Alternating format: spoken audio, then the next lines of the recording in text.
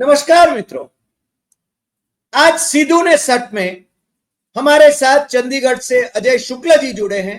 देश के प्रतिष्ठित संपादक रहे, प्रिंट मीडिया और विजुअल मीडिया दोनों में आपका बड़ा नाम है और बेबाक बात करने में आप कभी कतराते नहीं हैं। अजय जी, आपका सिद्धू ने सट में स्वागत है।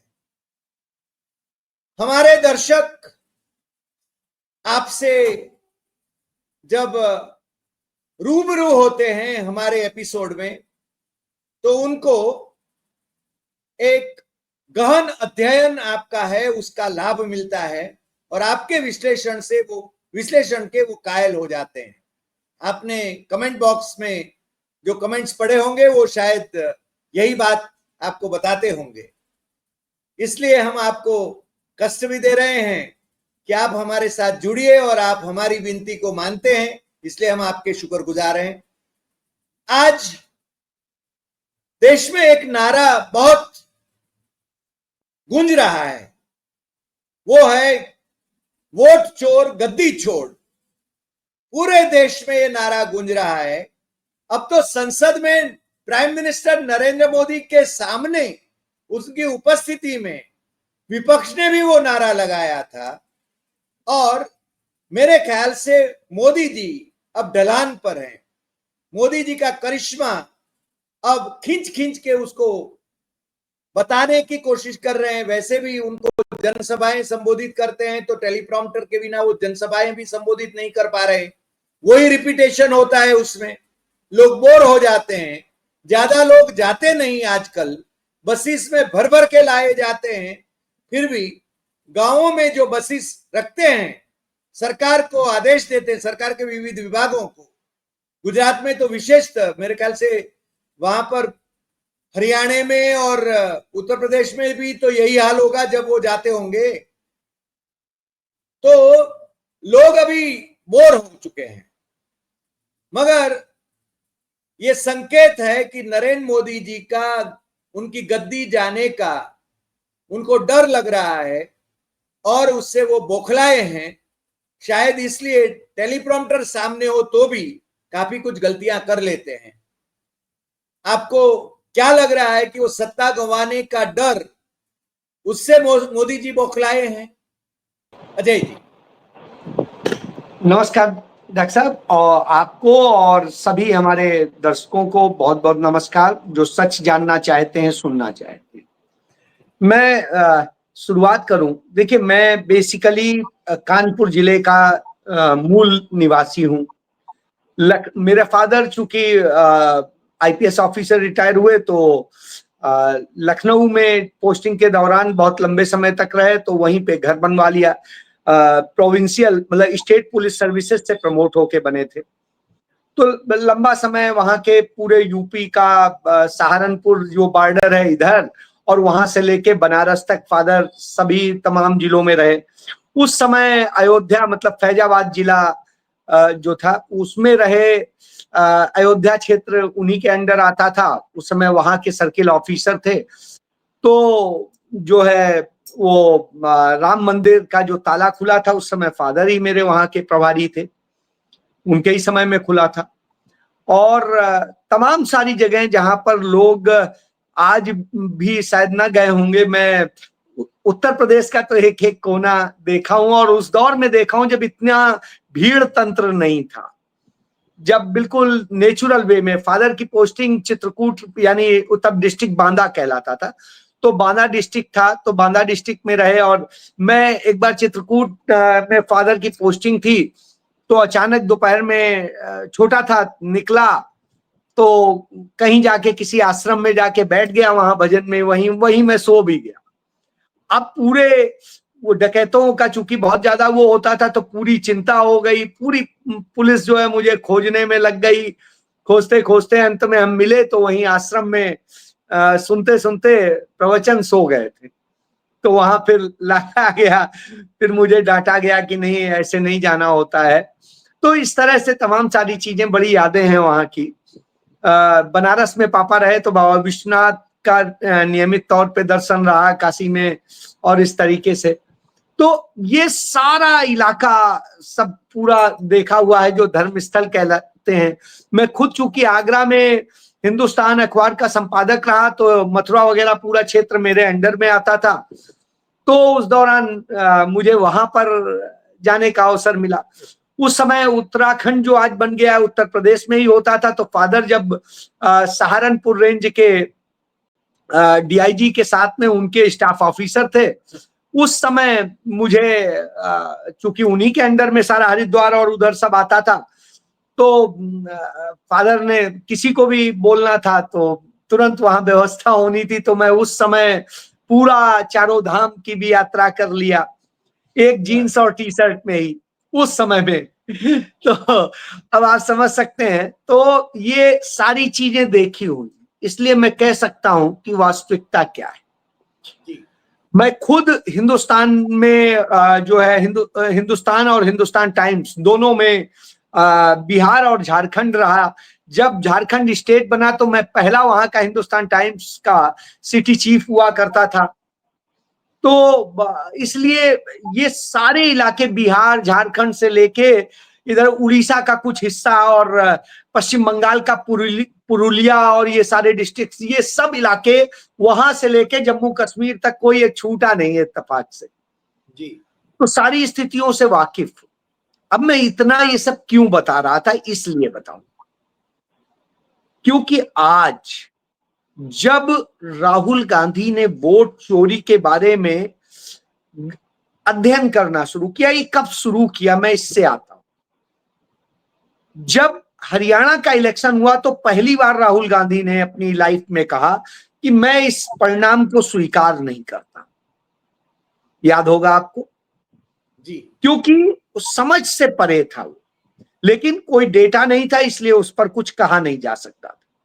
राहुल गांधी के साथ में अच्छाई ये है, जब तक वो खुद समीक्षा नहीं कर लेते हैं हर चीज की, तब तक वो सामान्य तौर पे बोलते हैं। तो उसके बाद में महाराष्ट्र का इलेक्शन भी उसी तरीके से जब वो हुआ तो काफी हद तक पुख्ता हुआ जो शक था। उसके पहले आवाज उठ रही थी, मध्य प्रदेश को लेके उठी थी, छत्तीसगढ़ को लेके उठी थी, राजस्थान को लेके उठी थी, लेकिन तब ये था, तब लोग ईवीएम ईवीएम ईवीएम चिल्ला रहे थे। राहुल गांधी हालांकि ईवीएम के कभी पक्ष में नहीं रहे कि उसमें कोई बहुत बड़ी गड़बड़ की उन्हें आशंका नहीं थी, और उसके चूंकि वो टेक्निकल जानकार भी हैं तो इसलिए वो उस पर बहुत सवाल कभी उन्होंने नहीं उठाया। देखिए ईवीएम के बारे में मैं भी यही बात कहता रहा कि ईवीएम चेंज की जा सकती है, ईवीएम में कुछ और हो सकता है, लेकिन ईवीएम को जो हैक करने वाली बात है वो बहुत जस्टिफाई नहीं हो पाई, इसीलिए राहुल गांधी उस पर कभी पुख्ता बोले नहीं। लेकिन वोट चोरी की बात थी तो पूरी प्रक्रिया को लेके मैंने भी 2023 से मैं कह रहा हूं कि ईवीएम में गड़बड़ नहीं है, पूरी चुनावी मशीनरी में गड़बड़। और अंततः है इसको लेके जब 2024 में मेरी बात हो रही थी राहुल जी से, तो मैंने भी उन्हें कहा कि इस पर तो उनका नहीं, इस पर अब टेक्निकल टीम को मैंने अपनी लगाया है। बहरहाल डेटा नहीं अभी तक चुनाव आयोग दे रहा है, बार बार वो डेटा मांग रहे थे, सीसीटीवी फुटेज मांग रहे थे, नहीं दिया जा रहा। अब जब तक आपके पास ऑथेंटिक आएगा नहीं, आप कोई चीज बोल देंगे तो उसके नतीजे निश्चित रूप से खराब होंगे। तो जब कुछ नहीं आया, मिला नहीं और देने से मना कर दिया, तब राहुल गांधी ने कहा चलो मैनुअली करते हैं। और मैनुअली करना आप जानते हैं कितना कठिन होता है। तो मैनुअली में जब टीम लगाई गई 6 महीने तक, उसने, अब दूसरे राज्य में तो वो भी नहीं कर सकते थे, तो चूंकि कांग्रेस शासित ही राज्य था कर्नाटक, तो वहां उन्होंने उसका 6 महीने पूरा एक एक व्यक्ति का मिलान कराया कि वो व्यक्ति कर्नाटक में है, वो व्यक्ति महाराष्ट्र में है, वो व्यक्ति हरियाणा में है, वो गुजरात में है, वो यहाँ है, वो वहां है। जितना 2023 से लेके जितने चुनाव हुए थे उन सारे चुनाव में उन्होंने मिलाने की कोशिश की, खासकर 2024 के सारे चुनाव से। और जब मिलान किया 2024 का लोकसभा, उसके पहले के विधानसभा, उसके बाद की स्थितियां और वो उसके बाद जितने इलेक्शन हुए उन सब से मिलाया, और जब मिलाया तो चौंकाने वाले आंकड़े आ रहे हैं कि एक व्यक्ति 4-4 जगह दर्ज है, किसी घर में इतने हैं। तो जहां जहां ज्यादा आइडेंटिफाई हुए वहां टीमें भेजी गई कि पता करो इस घर में सही में भी रहते हैं। जब पता किया, अरे वो तो एक कमरे का जिसमें टॉयलेट और वो भी नहीं अंदर, वो 10 घरों की कॉमन है।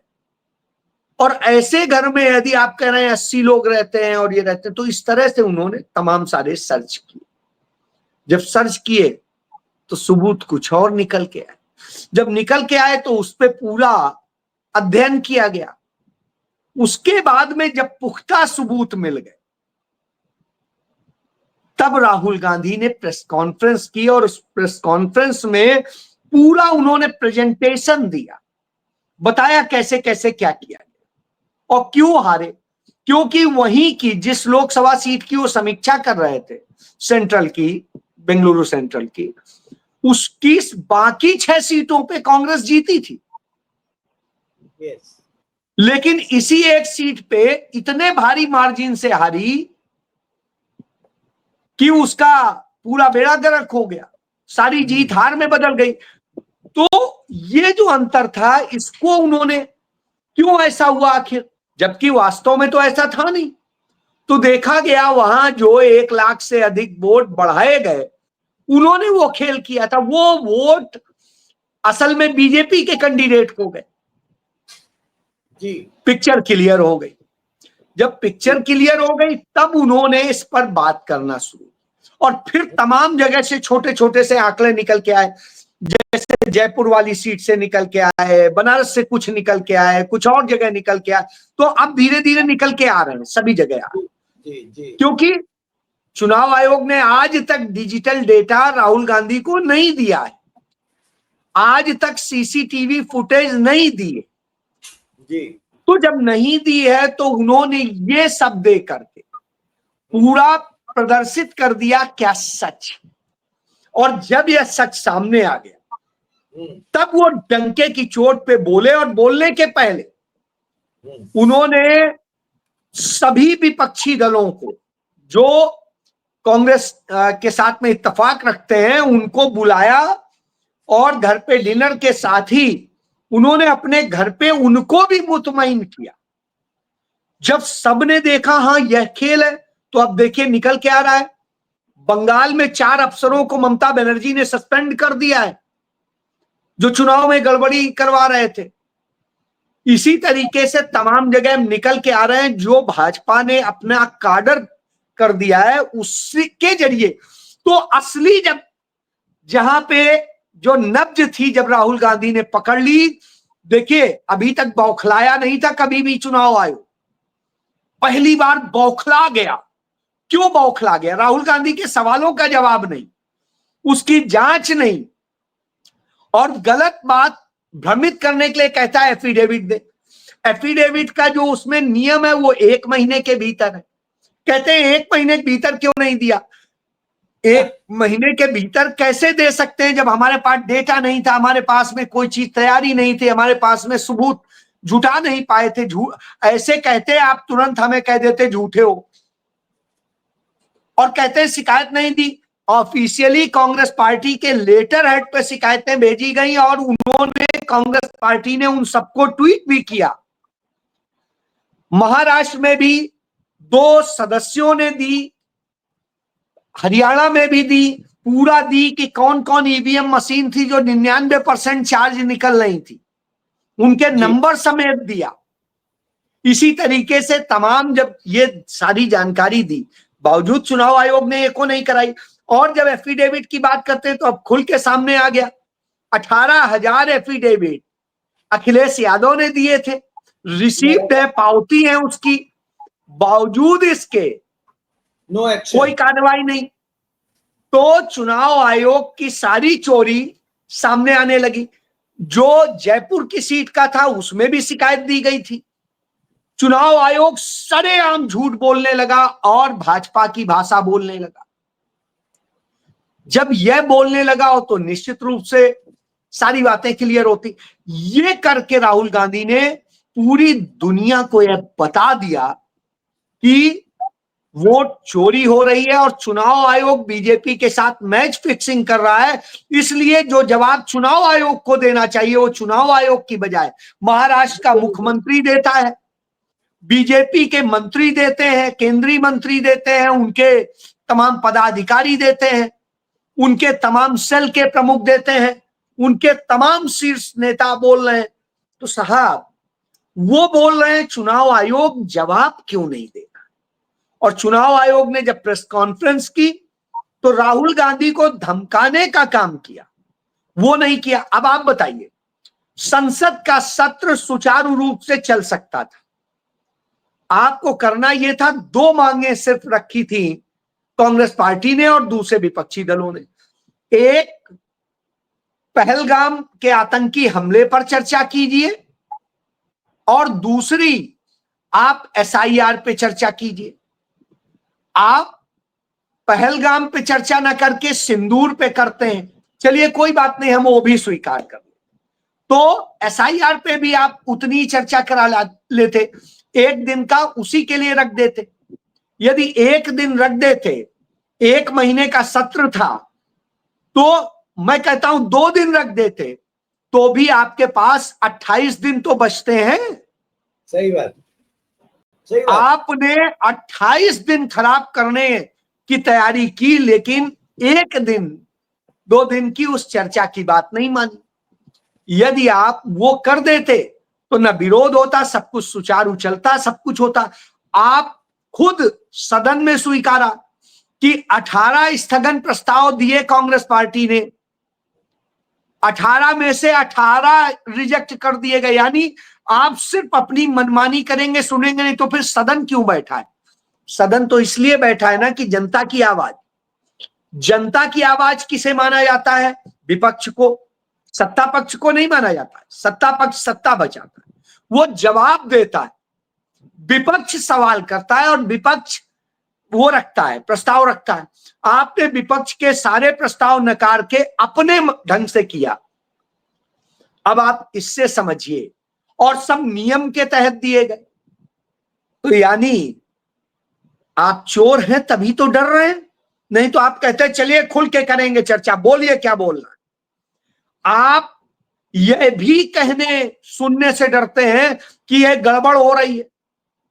नेता प्रतिपक्ष मल्लिकार्जुन खड़गे बोल रहे थे, कैसे रोका जा रहा था आप देख लीजिए। बार बार कहा जाता था कुछ रिकॉर्ड में नहीं जाएगा, एक तरफ ये भी कह रहे हैं रिकॉर्ड में नहीं जाएगा, एक तरफ बोलने भी नहीं देंगे, एक तरफ माइक बंद कर देंगे। ये सब कुछ सबने देखा, सब पड़ा हुआ है वीडियो। तो मैं सिर्फ इतना कहना चाहता हूं, ये मैसेज लोगों तक पहुंच गया है, ये मैसेज जी। तो इससे क्या हुआ, वो जो शक थे वो और क्लियर हो गए। तब राहुल गांधी ने मजबूरन बिहार के लोगों को बताने के लिए, क्योंकि वहां के 65 लाख लोगों के नाम काटे गए, लाख 2 लाख के नहीं, 10 लाख के नहीं, 65 लाख। स्वाभाविक सी बात है, उनमें तमाम लोगों के नाम आ रहे थे कि ये मृत दिखाए गए, मरे ही नहीं है, ये दिखाए जा रहे हैं कि है ही नहीं, एग्जिस्ट ही नहीं कर, और जो मर चुका है उसे जिंदा दिखा रहे हैं।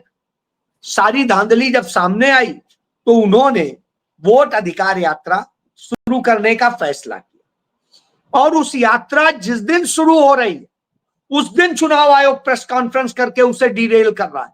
उसी दिन नरेंद्र मोदी एक 6 किलोमीटर की रोड का एक पैच जो है उसके उद्घाटन के नाम का पूरा स्वागत करते हैं। और जैसा मैंने कहा था उस दिन, आपके साथ चर्चा भी हुई थी कि अगले दिन अखबारों में, चैनलों में, सब में यही चलेगा, बाकी छिपा दिया जाएगा। वही हुआ। अब आप देखिए, राहुल गांधी के खिलाफ नैरेटिव बनाने के लिए कुछ कुछ लोगों को, जैसे होता है, इनके पास ताकत है, पुलिस है, पैसा है, सब है, लोगों को धमकाया जा रहा, तुमने ऐसा क्यों कहा, आप गलत बोलो, ये बोलो, ये बोलो, हम तुम्हारा नाम जोड़ रहे हैं, हम कर रहे हैं। आप जितने लोग आए सबको खड़ा कर लीजिए, सबका देख लीजिए। भाई राहुल गांधी तो नहीं किसी को पकड़ के ला रहे हैं। एक चीज, अब मैं आता हूं, ये जो सुप्रीम कोर्ट में लोग पहुंचे कि साहब हम मुर्दा हैं बताइए, आज तक उसका कोई जवाब दे, उसका नहीं देंगे। राहुल गांधी के खिलाफ नैरेटिव बनाएंगे, बहरहाल चाहे जो बनाएंगे। जी, राहुल गांधी लड़ रहे हैं। राहुल गांधी ने इसी बीच में दांव खेल दिया उपराष्ट्रपति पर भी। एक डेड ऑनेस्ट जो सुप्रीम कोर्ट के जस्टिस रहे और जनता के लिए समर्पित रहे, उनको उन्होंने उपराष्ट्रपति का पद का कैंडिडेट बता दिया। तो अमित शाह उन्हें, जो चीफ जस्टिस रहा हाई कोर्ट का, सुप्रीम कोर्ट का जस्टिस रहा और तमाम पदों पर रहा, उसे कहने लगे कि वो तो नक्सलवाद का समर्थक, नक्सल के उसका है। यानी 2011 का जजमेंट उनका था, उसका जिक्र कर रहे हैं। तो बाकी के जो जजीज जिन्होंने अमित शाह को क्लीन चिट दी, राज्यपाल बनाए गए, बाकी के ओहदे दिए गए, राज्यसभा में भेजे गए, उनका क्या? इस प्रकार से हम सुप्रीम कोर्ट के जजीज को क्या बदनाम करेंगे? मतलब हद है। मैं यही कह रहा हूं कि अब ये स्थिति आप देखिए, कल कुत्तों वाले मसले पर सुप्रीम कोर्ट ने जो जजमेंट दिया है, उस जजमेंट के बाद में साहब भाजपा के लोग, ये सारे लोग जितने हैं इनके, वो सब जुट गए। अब किसी को कुत्ता काटेगा तो कोर्ट जिम्मेदार होगा, ये होगा, कोर्ट क्यों जिम्मेदार होगा? अथॉरिटी को उन्होंने निर्देश दिया है कौन कुत्ते रहेंगे कौन नहीं रहेंगे और उनके लिए क्या व्यवस्था होगी, वो व्यवस्था करना अथॉरिटी का काम है। अथॉरिटी आपके अंडर में, करिए व्यवस्था। अपनी नाकामी छिपाने के लिए दूसरे पे डालो। और फिर अरे राहुल गांधी के हिसाब से सुप्रीम कोर्ट बोल रहा है, सुप्रीम कोर्ट ने आधार कार्ड को कह दिया, क्योंकि आज तक चाहे जो कोई हो, आपकी इनकम टैक्स हो, आपके खाते हो, आपको कुछ हो, पासपोर्ट हो, सब आधार कार्ड लगता है। और इसमें आप कह रहे हैं नहीं आधार कार्ड नहीं। साहब सुप्रीम कोर्ट से यही मांग तो की थी, वो हो गई। राहुल गांधी ने कहा था कि ऑनलाइन भरने का और वो करने का होना चाहिए, वो भी हो गया। अब इससे परेशानी हो गई तो उसे गाली देने लगे। साहब आप ही के पसंदीदा जज ने ऑर्डर दिया, उसके बाद ये स्थिति है इनकी जी, इसके बाद ये स्थिति है। तो मैं मतलब कितनी अंधेरगर्दी करोगे भाई, कहां तक वो बिल्कुल जज वो बैठ जाएगा। ये अमेंडमेंट, कॉन्स्टिट्यूशनल अमेंडमेंट 130 का डर बता रहे हैं, मगर ये अभी लागू तो नहीं हो सकता, क्योंकि वो सर वो पास ही नहीं हो सकता, वो पास भी नहीं हो सकता। अध्यादेश तो ला सकते हैं सर, पहले आप सुनिए, वो पास नहीं हो सकता है। अध्यादेश लाने में तो कुछ ले आया, तो अध्यादेश आए से कोई फर्क नहीं पड़ेगा, वो 6 महीने प्रभावी होता है। 6 महीने बाद उसे सदन से पास कराना पड़ेगा, वो होगा नहीं, क्योंकि उसके लिए दो इनको देखिए चंद्रबाबू नायडू को गिरफ्तार करना है ना, नीतीश मैं कुमार यही को तो गिरफ्तार करना है। सिर्फ डराने के लिए मैं आपको बता रहा हूं। हाँ। ये सिर्फ डराने के लिए, जानते हैं कुछ नहीं हो सकता है। इन्हें पता है इसके लिए 362 वोट चाहिए। वो तो अभी 300 नहीं है, 362 की छोड़ दीजिए। मगर बिहार में जाके, बंगाल में जाके वो यही कह रहे हैं, इसका इस्तेमाल कर रहे हैं, नैरेटिव क्रिएट करने की कोशिश। सर वो तो घुसपैठिए का भी कर रहे हैं, वो घुसपैठिए का भी कर रहे हैं। अब एक बताइए, यदि देश में घुसपैठिए है तो 11 साल से आप क्या कर रहे हैं? और वहां तो सरकारें भी आपकी हैं, चाहे गुजरात में आपकी सरकारें कितने सालों से, कितने दशकों से हैं आप देखिए, और खुद 12 साल वहां के सीएम रहे हैं। इसके बाद आइए महाराष्ट्र में पिछले लंबे समय से सरकार इनकी है, इसी तरीके से मध्य प्रदेश में इनकी सरकार है, अभी इनकी जो है सरकार यूपी में है, इनकी सरकार बिहार में है पिछले 20 साल से। इसके अलावा आप देखिए इनके सहयोगियों की, इनकी सरकारें उन जगह जहां जहां ये आरोप लगा रहे हैं, सब इन्हीं की सरकारें तो है साहब। मगर केंद्र की, दिल्ली में पुलिस और सब कुछ इन्हीं का होता है, हरियाणा में इनका है, सब बताइए कैसे हो रहा जी। तो ये जान लीजिए, ये असल में राहुल गांधी से इतना डर गए, क्योंकि बिहार में जिस तरह से राहुल गांधी को वो मिल रहा है, समर्थन मिल रहा है, कल्पना से इनके लिए परे हैं। लोग राहुल गांधी के लिए पागल हुए पड़े हैं, और जब पागल हुए पड़े हो तो आप सोचिए यह स्थिति हो रही है कि जनता इस तरह से राहुल गांधी के लिए जी पागल हुई है, आप देखिए। और राहुल गांधी तो कोई ऑर्गेनाइज नहीं, सड़क पे ही खड़े होके बात कर रहे हैं, आप देखिए सड़क पे ही होके जनता कैसे उनके लिए तो ये सब चीजें अपने आप में इस बात का सबूत है कि इनकी हालत बिगड़ी हुई है, और जब हालत बिगड़ती है तो ये इसी तरीके की बातें करते हैं। अब आप समझिए, जो ये कर रहे हैं वो सारी बातें सामने आ रही। राहुल गांधी उन मखाना किसानों जिनके लिए कह रहे थे हमने वो बना दिया है, राहुल गांधी उनके बीच पहुंच गए और तालाब में उसमें खड़े होके उनके साथ में चर्चा कर ली। तो मैं ये बता रहा हूं, इनकी हिम्मत नहीं। इन्होंने कल 150 मीटर, सिर्फ 150 मीटर का एक जीप पे बैठ के चल दिए और कार्ड रोसो, वो भी हेलीपैड से कहा, सिर्फ टेंट तक, अपने मतलब स्टेज तक। तो यह हालत है। अब जब यह हालत हो तो आप क्या कहेंगे? तो यह स्थिति है। तो राहुल गांधी की यदि बात करेंगे, राहुल गांधी तो किसी चीज की परवाह किए बगैर वहां जाते हैं और करते हैं। इसके उदाहरण मौजूद है, आप देखिए कैसे वहां जैसे सब कुछ हो रहा है। तो राहुल गांधी ने तो ये दिखा दिया वो जनता की आवाज है, जनता के साथ खड़े हैं और जनता के लिए वो है। उन्हें कोई फर्क नहीं पड़ता है कि गंदगी है क्या है। इनको डर लगता है कि हाँ कहीं इन्फेक्शन ना हो जाए, कुछ हो जाए। राहुल गांधी तो वो नहीं सोच रहे हैं, इसलिए इनकी समस्या इनकी ये हो गई है, इसलिए परेशान। जनता जिस तरह राहुल गांधी के लिए पागल हुए है, आप देखिए वो अपने आप में सारे सबूत दिखाती है। अजय तो जी, मैं और ये जितने ये जिले हैं ये बीजेपी के गढ़ माने जाते हैं, वो जिले। अब आप सोच लीजिए, इसलिए नरेंद्र मोदी को डर समा गया और इसीलिए भागे भागे बिहार गए और उस पुल के उद्घाटन की बात कर रहे हैं जो असल में मतलब 6 दशक से बना हुआ था। उसे तोड़ के समापन की ओर जाना पड़ेगा।